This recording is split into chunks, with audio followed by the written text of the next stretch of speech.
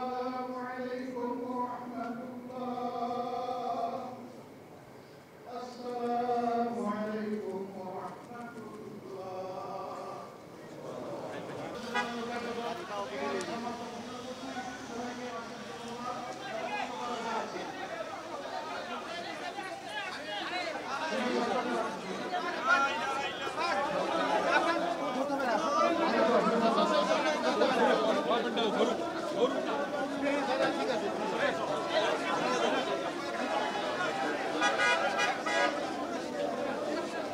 নাম ছিলেন এবং গণতন্ত্রের জন্য লড়াইয়ে স্বাধীন সাংবাদিকতার পক্ষের লড়াইয়ে রুহুল আমিন গাজী একজন প্রতীক হিসেবে বাংলাদেশে প্রতিষ্ঠিত হয়েছেন। আমরা এই অন্তর্বর্তীকালীন সরকারের পক্ষ থেকে শোক প্রকাশ করছি এবং তার পরিবার এবং তার সতীর্থদের প্রতি সমবেদনা জানাচ্ছি। এই জুলাই অভ্যুত্থানের পরে আমরা যখন নতুনভাবে বাংলাদেশকে গঠন করার চেষ্টা করছি, সকল দলমত কাঁধে কাঁধ মিলে আমরা একসাথে কাজ করছি। এই সময়টা হয়তো রুহুল আমিন গাজী ওনার পরামর্শ আমাদের খুবই জরুরি ছিল। আমাদের সাংবাদিকতাকে গণমাধ্যমকে যখন আমরা নতুনভাবে পুনর্গঠনের কথা ভাবছি, কিন্তু দুঃখের বিষয় সেই সুযোগ থেকে আমরা বঞ্চিত হলাম। কিন্তু আমরা আশা করব যে এই যে কারা নির্যাতিত সাংবাদিক রুহুল আমিন গাজী, যিনি গণতন্ত্রের জন্য, মুক্ত গণমাধ্যমের জন্য আজীবন লড়াই সংগ্রাম করে গিয়েছেন, তার সেই পথকে আমরা সকলেই অনুসরণ করব এবং রুহুল আমিন গাজী যার জন্য লড়াই করেছেন, গণতন্ত্রের জন্য, সেই গণতন্ত্র প্রতিষ্ঠায় আমরা সকলে ঐক্যবদ্ধভাবে ভূমিকা পালন করব এবং এই বাংলাদেশকে আমরা সম্পূর্ণরূপেই ফ্যাসিবাদ মুক্ত করব, গণমাধ্যমকে ফ্যাসিবাদ মুক্ত করব।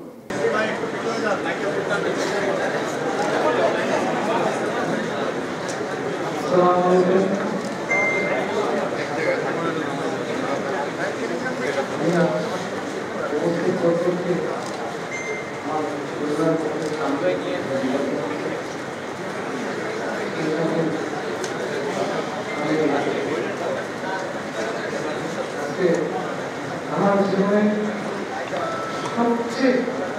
সবচেয়ে ভালো, সবচেয়ে ঘনিষ্ঠ এবং আমার জীবনের সবচেয়ে বড় বন্ধু আমার বাবার বলে, আমার কাছের মধ্যে আমার বন্ধু ছিলেন। দীর্ঘদিন তিনি লড়াই সংগ্রাম করেছেন। তিনি আমার পরিবারের সাথে সময় এবং রাষ্ট্র আপনাদের সাথে সময় বেশি থাকছেন। আপনাদের মাঝে থাকে ভালো। আমাদের কাছে কোনো আপত্তি ছিল না যে আমার বাবা আমাদের ছেলে আপনাদের সাথে সময় বেশি থাকে। তিনি সবসময় চেষ্টা করতেন সত্য কথা বলেন, আমার তাই শিখেছি এবং আমার কাছ থেকে তিনি একটাই দাবি করতেন যে আমি যেন দেশে থাকি, দেশ থেকে চলে না যাই, দেশের জন্য কাজ করি, দেশের মানুষের। আজকে আমি আপনাদের এখানে দাঁড়িয়ে থাকতে দেখে আমার খুব খারাপ হচ্ছে, অনেক কষ্ট হচ্ছে, কিন্তু আমি আমার বাবাকে যে অবস্থায় দেখেছি গতকাল, আমি দোয়া করি যেন আল্লাহ কোন সন্তানকে তার বাবাকে এত কষ্ট করতে না দেখতে হয়। এবং আমি সেই সাথে বেশি লম্বা করবো না, আমি বলবো যে একসাথে চলতে গেলে আমাদের বন্ধুদের মধ্যে মাঝে মধ্যে অনেক ভুল বোঝাবুঝি, অনেক ধরনের মনোমালিন্য থাকে। আমি চাইবো আপনারা প্রত্যেকে আজকে ওনার এই দিনের বেলায় প্রত্যেকে, আমি আমার পক্ষ থেকে প্রত্যেকের মধ্যে ক্ষমা চাইছি, আপনারা প্রত্যেকে ওনাকে ক্ষমা করে দিন। এবং আমি আশা করবো যে কেউ আমার মধ্যে কোনো মনোক্ষুণ্ণতা বা কিছু মাতার মনোপ্রভুষে রাখবেন না। আজকে আমার বাবাকে আমি এখন হয়তো সামনে দেখছি, সামনে থেকে নেই, আর কোনোদিন আমার বাবাকে রাখবে না।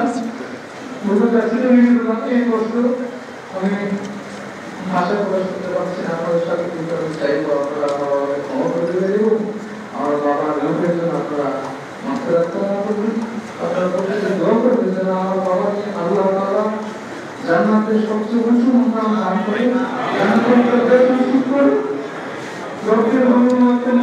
الذي سبيله رب ارحمهم وارحمهم